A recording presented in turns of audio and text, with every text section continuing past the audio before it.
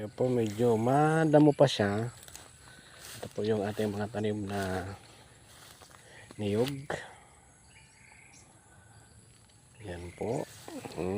Ito po naman ang ating saging. Bagamat dito ay binaha ng halos 3 araw.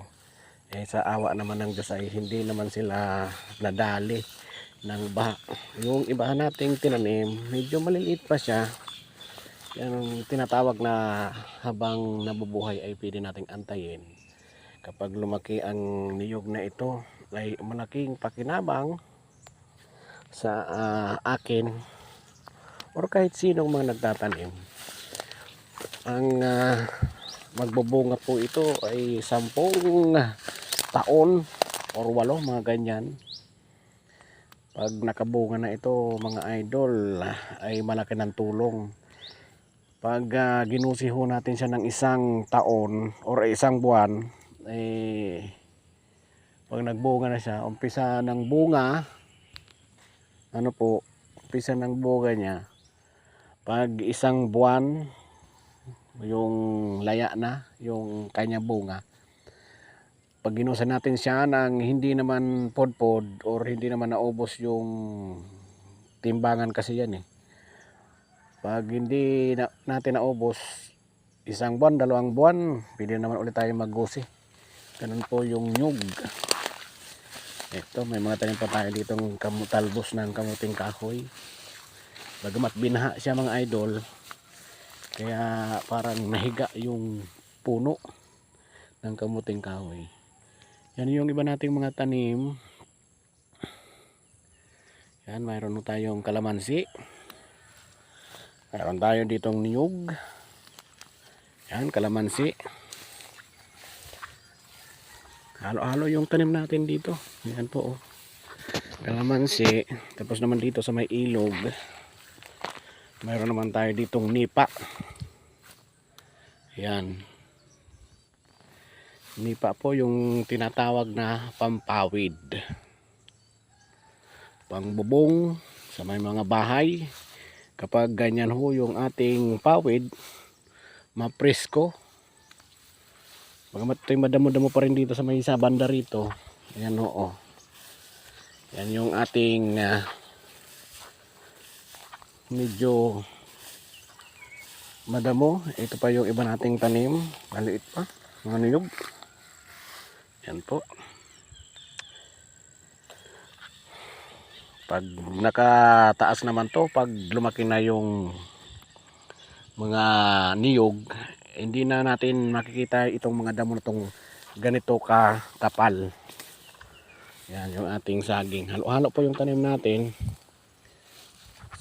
Kasi ngayon maulan pa. Kapag tumigil yung ulan, magtanim tayo dito ng mais o kaya mani.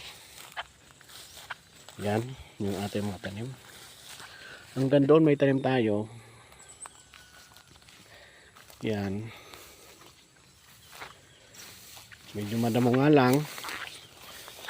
Tsaga-tsaga lang. Ito itananim ko ay mag-iisang buwan na siguro. Itong niyog na to. Ito naman yung mga tinatawag na pwede natin siyang antayin. Pag nabuhay na itong mga to, for life na natin siyang mapapakinabangan habang nabubuhay tayo. Itong saging, kahit maputol naman to, basta mayroon siyang yung tawag nito ugat. Kahit may ugat siya ay tuloy-tuloy lang yung kanyang sibol, parang nanganganak siya.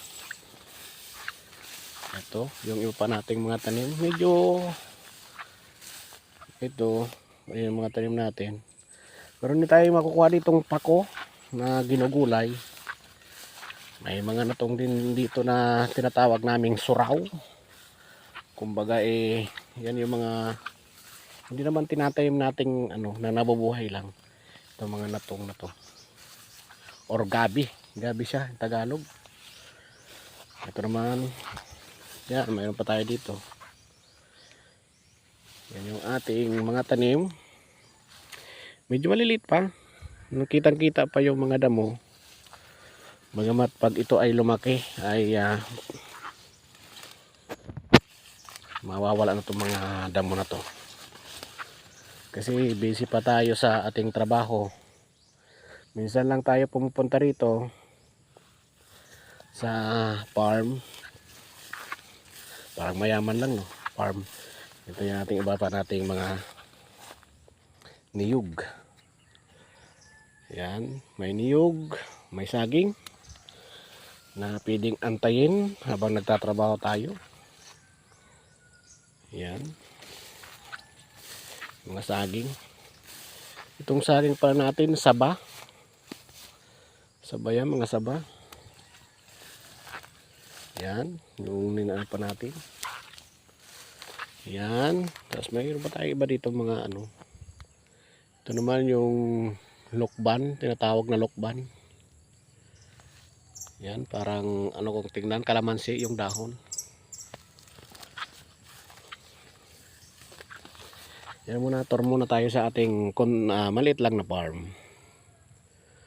Farm ng mga ano tawag nito, mga